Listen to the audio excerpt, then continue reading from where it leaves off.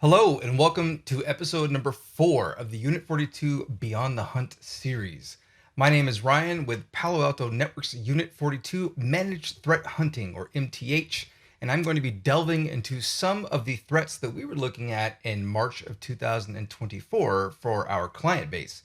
If you're not yet familiar with this series, please head on back to episode number 1 and check it out. It lays the framework, the groundwork for what it is that we're doing here.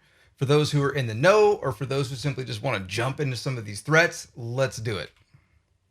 I'm going to zoom in on our table of contents here. We're going to be looking at CVE 2024-3094, which was a backdoor that was implemented in a software suite, or a software framework, I should say. That it's part of many Linux distributions. And then we're also going to be looking at the evolution of a group that we call Muddled Libra. You might also know them as Scattered Spider. Without further ado, let's get to it. So the XZ Utils framework is a free and open source framework. The maintainer was told that he was not doing enough fast enough by a number of entities within the GitHub community. It's currently unknown exactly who they were, by the way. They might be part of this whole thing. But in response to that, he brought on a co-maintainer of the repo. That co-maintainer established trust over a number of months and then eventually just kind of slipped in a backdoor to the software. A security researcher named Andres Freund was looking through the software, running some unit tests, and noticed some high CPU loads and was like, something's not right here. And basically identified that there was a backdoor within these utilities.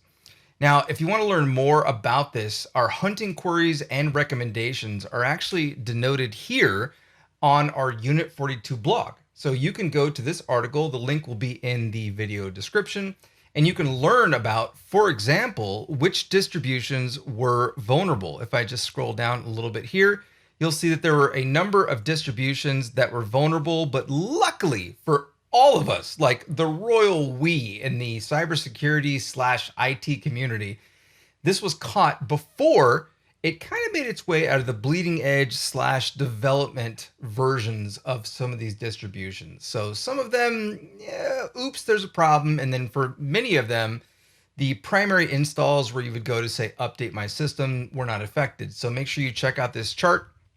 If you want to learn more, this article gives you also some examples of threat hunting queries that we would use, for example, for our clients on MTH. We have examples of looking for software versions where we basically just have a vulnerable version detected, either 5.6.0 or 5.6.1. And then we also have instances where those particular software versions were installed on clients where the client also had SSH connections. So essentially trying to identify if maybe the backdoor was utilized. Next up, we have Muddled Libra. This group, again, also known as Scattered Spider, has been going on for a couple of years now. And I come from Unit 42 Incident Response that I moved over to MTH. And I worked a number of these cases, and these are very skilled threat actors. Very, very skilled. They're really good at getting all throughout the environment. Wherever they want to go, wherever they want to laterally move, they will go ahead and do so.